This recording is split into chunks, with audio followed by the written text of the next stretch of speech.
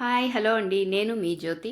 నేను ఈరోజు టేస్టీగా స్పాంజీగా ఉండే బనానా కస్టర్డ్ కేక్ రెసిపీని చూపించబోతున్నాను. సమ్మర్లో బనానాస్ తొందరగా మెత్తబడిపోతూ ఉంటాయి కదండి. అలా మెత్తబడిన అరటి పండ్లతో ఈ tasty and spongy banana cake చేసుకుంటే చాలా బాగుంటుంది. మరి ఇంకా ఆలస్యం చేయకుండా వీడియో చూసేద్దాం రండి. నేను ఇక్కడ రౌండ్ షేప్లో ఉన్న గ్లాస్ బౌల్ తీసుకున్నానండి. ఇది 6 ఇంచెస్ డయామీటర్లో ఉంది. మీరు స్టీల్, అల్యూమినియం ఎలాంటి కేక్ టిన్ అన్నా తీసుకోవచ్చు. నేను ఈ గ్లాస్ బౌల్ని నెయ్యితో గ్రీస్ చేసుకుంటున్నానండి. సైడ్స్ కూడా బాగా గ్రీస్ చేసుకోవాలి. బౌల్ మొత్తం బాగా గ్రీస్ చేసుకుంటే కేక్ బౌల్కి అంటుకోకుండా ఈజీగా వస్తుంది. ఇలా బౌల్ అంతా గ్రీస్ చేసుకున్నాక ఒక బటర్ పేపర్ని బౌల్ షేప్లో కట్ చేసుకొని దాంట్లో ప్లేస్ చేసుకోవాలి.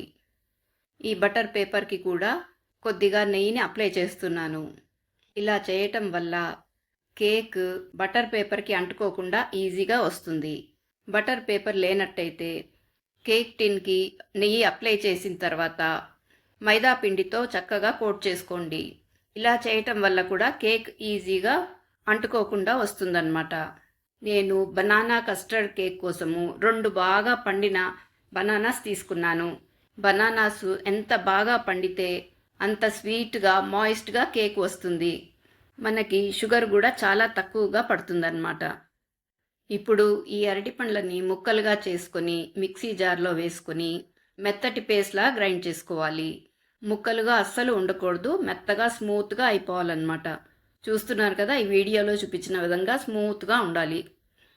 ఇలా మెత్తగా పేస్ట్ చేసుకున్న అరటిపండు గుజ్జులోకి 1/2 కప్పు పాలు వేసుకుంటున్నాను. పాలు రూమ్ టెంపరేచర్లోనే ఉండాలి. ఇందులోకి 1/2 కప్ కంటే కొంచెం తక్కువగా షుగర్ వేసుకుంటున్నాను.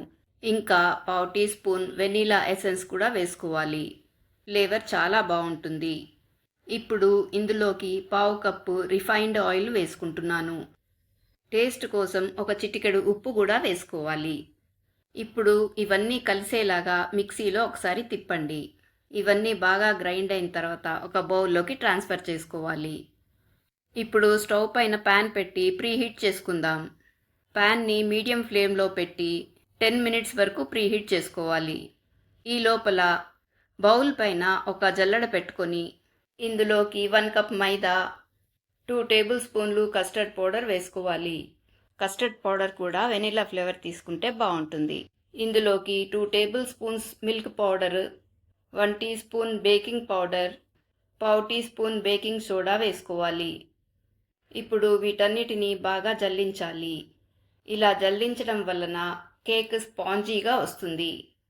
ఇప్పుడు ఈ మిక్స్చర్నంతా ఉండలు లేకుండా బాగా కలుపుకోవాలి. డ్రై ఇంగ్రీడియంట్స్, వెట్ ఇంగ్రీడియంట్స్ బాగా కలిసిపోయేలాగా కలపండి. ఈ కేక్ బ్యాటర్ పల్చగా ఉండొద్దండి, థిక్గానే ఉండాలి. బ్యాటర్ పల్చగా అయిపోతే కేక్ మధ్యలో గుంతలాగా ఏర్పడిపోతుందన్నమాట. కేక్ ఫ్లఫీగా స్పాంజీగా రాదు. ఈ బ్యాటర్లోకి 1 టీ స్పూన్ వెనిగర్ వేసి బాగా కలపాలి. వెనిగర్ అంతా బాగా కలిసిన తర్వాత కేక్ టిన్ని 2-3 సార్లు ట్యాప్ చేయండి. దీంట్లో ఏమన్నా ఎయిర్ బబుల్స్ ఉంటే బయటకు వచ్చేస్తాయి. నేను దీనిపైన చాకో చిప్స్ వేసుకుంటున్నానండి. చాకో చిప్స్ బదులుగా మీకు ఇష్టమైన డ్రై ఫ్రూట్స్ ఏవైనా వేసుకోవచ్చు. కేక్ బ్యాటర్ రెడీ అయిపోయిందండి. ప్రీహీట్ చేసిన ప్యాన్లోకి ఒక స్టాండ్ పెట్టుకొని దానిపైన కేక్ టిన్ని పెట్టేసేయండి. దీనిపైన మూత పెట్టేసి లో ఫ్లేమ్లో 35 to 40 మినిట్స్ వరకు బేక్ చేయాలి. నాకు ఇక్కడ 40 మినిట్స్ పట్టిందండి బేక్ అవ్వడానికి. ఇప్పుడు కేక్ టిన్ని ప్యాన్లోంచి బయటికి తీసి ఒక వైర్ ర్యాక్ మీద పెట్టి బాగా చల్లారనివ్వాలి. దీన్ని కంప్లీట్గా చల్లారిన తర్వాతనే డీమౌల్డ్ చేయాలి. కేక్ బాగా చల్లారిన తర్వాత ఒక చాకు తీసుకొని వీడియోలో చూపించిన విధంగా చేస్తే కేక్ని ఈజీగా డీమోల్డ్ చేసుకోవచ్చు. ఇప్పుడు చూడండి ఎంత బాగా డీమోల్డ్ అవుతుందో. బటర్ పేపర్ కూడా ఈజీగా వచ్చేస్తుంది. చాలా చక్కగా బేక్ అయింది కూడా. చాకో చిప్స్తో గార్నిష్ చేసిన మన బనానా కేక్ రెడీ అయిపోయిందండి. చూడండి ఎంత చక్కగా వచ్చిందో. చూస్తుంటేనే నోరూరిపోతుంది కదూ. మీరు కూడా నేను చెప్పిన విధంగా చేస్తే మీకు కూడా పర్ఫెక్ట్గా వస్తుందండి. ఇది పెద్దవాళ్లే కాదండి, చిన్న పిల్లలు కూడా చేసుకోవచ్చు. అంత ఈజీ రెసిపీ. నేను ఇప్పుడు కేక్ కట్ చేస్తున్నాను చూడండి. ఎంత సాఫ్ట్గా స్పాంజీగా ఉందో చూస్తుంటేనే తినాలనిపిస్తోంది కదా. మీరు కూడా నేను చెప్పిన మెజర్మెంట్స్తో ఇలాగే చేసి చూడండి, మీకు కూడా పర్ఫెక్ట్గా వస్తుంది. మీరు తయారు చేసిన తర్వాత ఫీడ్బ్యాక్ ఇవ్వడం మాత్రం మర్చిపోకండి. చూశారు కదా ఎంత ఫ్లఫీగా ఉందో.